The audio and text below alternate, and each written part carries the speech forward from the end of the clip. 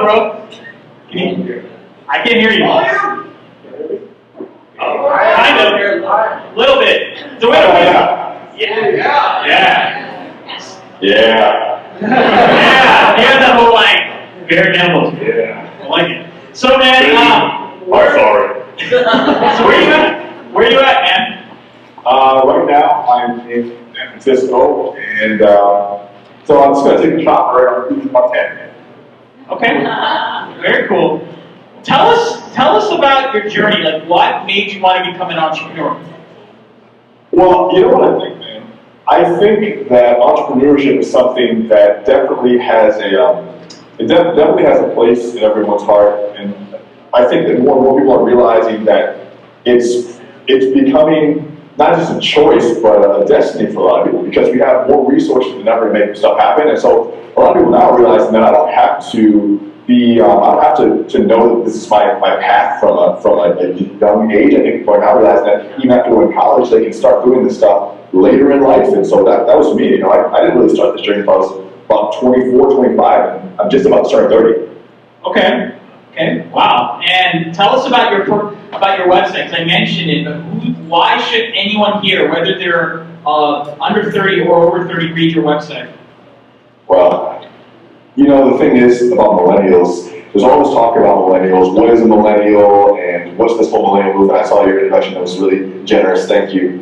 And you know what's cool, man? Millennial, according to Wikipedia, millennial is anywhere from 1982 to 2004, which is a really big age range. And when I realized that, I thought a couple things. The first thing is, and I'm going to circle back on your question, but this is important. The first thing is, with millennials being such a large demographic of people, with it being about a 30-year demographic of people, it's meaning now that our generation is going to be working for a long time. And what's happening is the boomers are kind of still running the way that the country is being shaped. Generation X is trying to figure out how to use the technology that we have, and millennials are the ones that are driving the way. And what it means to me is that no matter how old you are, everyone who's working right now in the new economy, everyone who's actively participating in the economy is a millennial. Millennial is it's a period in time, which is right now. It's not just an age range. And so anyone who really can look at the world and understand the changes that are happening is going to benefit from some of this millennial mindset. I almost hesitate to use that word millennial too much, because I think that it boxes us in a little bit too much, because it's not just people of our age range that are changing, it's the entire world. And we're just being the catalyst to make that change. If you look at the way that we've kind of grown up, we're the last generation that was born without the internet.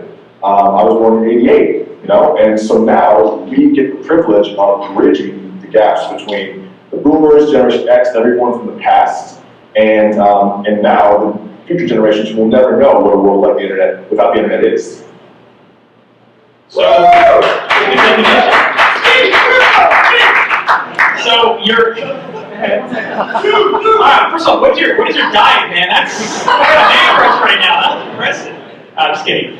Tell us about your website, because I really like your website, and I mean, clearly it's gotten you a lot of attention. It's gotten you to, frankly, get a lot of followers, and you've written a book on it. Why did you create this site? Well, the site was created out of frustration, and it was a test. Most of the journey of that site for the first 2 years, it's been around for like 5.5 years now. Most of that site in the beginning was just me tracking my own progress. I was working at a restaurant back in 2011, and I graduated school in 2009, just really unhappy. And I saw myself at the time, of course, now my vision has expanded, but I saw myself as having only a few options. I thought, all right, well, I can go back to school and I can get another degree, but I didn't think there was anything that I wanted to spend that money on. And I wasn't engaged enough in the classroom to feel like I wanted to get a master's or a doctorate. And I have a lot of professionals in my family, and it just wasn't for me. So I kind of cast that aside. I thought, I could do corporate. I could work in an office with my friends. They seemed to be making a little bit of money out of college. Maybe that's what I want to do. Ultimately, I couldn't get myself to pull the trigger on that either. So what it did was it landed me in a lot of these just average work, I call them work-a-day jobs. So I worked everywhere from You know, I worked at a museum gift shop. I worked at restaurants. I even worked at UPS with little brown short shorts. You want to talk about man crush? We'd be all over it. And none of that. No, we'll talk tomorrow. And none of that made me happy. So I said, you know what? I have to figure out this whole making money thing. I have to figure out what it's going to take for me to survive because I'm dying. So I started freelancing, and I figured out skills I could develop to make myself more valuable in this. Now we realize in this new economy. And the first thing I did was I started an SAT, ACT test prep company. I have this phenomenal skill where if you give me a multiple choice test, I can almost always pick the right answer, even if I have no idea what you're talking about. So I started up an SAT test prep company, and from there, that opened my mind to the reality that I could figure this out for myself, and I didn't need a boss. So I started writing about it on the blog. The blog got more traction. It got featured in places like Time, Fortune, and Entrepreneur. And from there, I saw that it was more about the movement that I was participating in rather than the actual business. There's a meta message to right here. So I'm going to take a break for a second. How many people here as entrepreneurs or people in their journey of becoming an entrepreneur have ever felt they've had a failure or they've been frustrated with something? Raise your hand.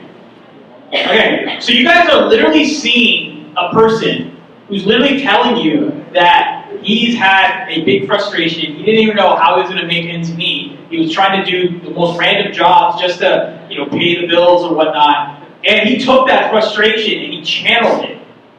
That's so important, man. If you guys heard anything from this interview, whether you connect with them or not connect with them, whether you're thinking like what he's saying is real for you or not, know this. What he just said is the most real thing you guys can apply as an entrepreneur. You just take that frustration, instead of complaining about it and making yourself more out of whack, take it and channel it to doing something. So that's a great example right there. Just wanted to segue into that. So Daniel, I'm just curious.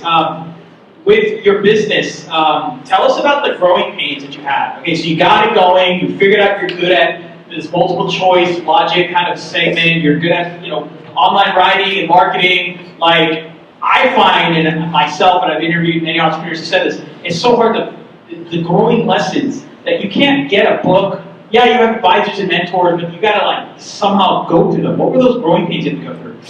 Well, I'm certainly not over growing pains. I don't think that this is a story of like, oh, look at this guy who made it. I'm with you guys. I'm on the journey, and I think that the pains and the struggles and frustrations, they'll either change as you change and you reposition what you want to do, which we can talk about, or they just magnify as more is at stake.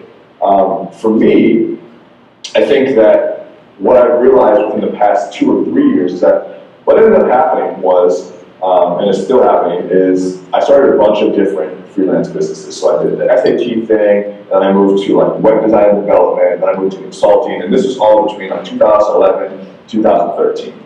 And every business did a little bit better, I brought more knowledge to it, and by the end of that, what I'd really become good at was marketing. I'd really learned how to put myself out there, how to get people to like listen to me and figure out what their needs were and fill those needs.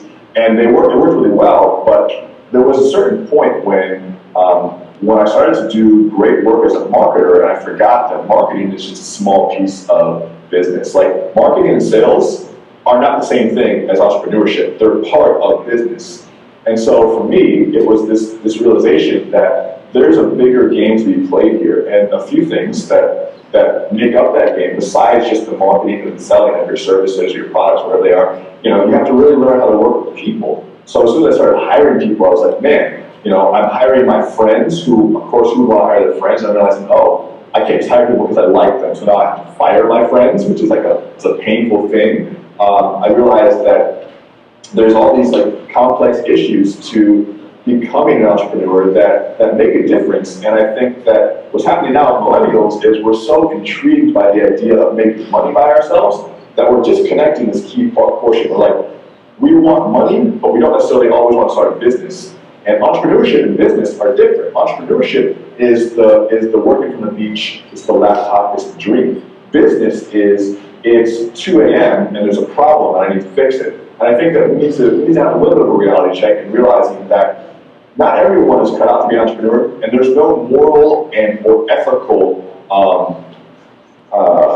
construct around being an entrepreneur. You're not a better person because you want to start a business. I think what's happening now online is like, if you're really serious about your life, if you really think that you have what it takes to be an entrepreneur, da da da da. You know, it's just a choice, it's just a decision. But if you are going to go down this road, just realize that it's not really just about making money. Because once you have more control over your time, you can have more flexibility to hire people to get your message out there. The responsibility becomes greater. And so it's on you to develop yourself. Like it's on you to forcefully make yourself learn things, read things. You have to become smarter, you have to become better. Because if you work at a job, they're going to tell you what to do. And it's great because there's a certain amount of safety in knowing that when you go there are things you have to do. When you check off the checklist, someone will tell you if you did it right or wrong, give you praise, and then give you feedback. We're used to that in school too. We have a guidance counselor, and they're like, hey, here's your track. Here's what you're going to do for the curriculum for the rest of the semester. We're used to having a guide. And now there are no more of those safe jobs, or they're very quickly deteriorating, they're dying.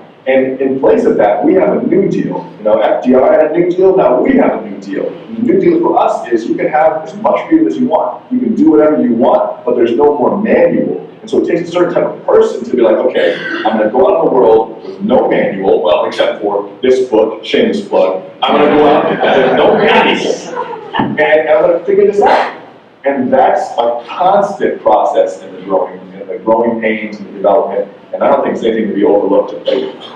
Okay, well, before we ask you one more question, and I want to try to get an audience question, what's your social handle? I think you guys some tweetable stuff here, right? What's your social handle?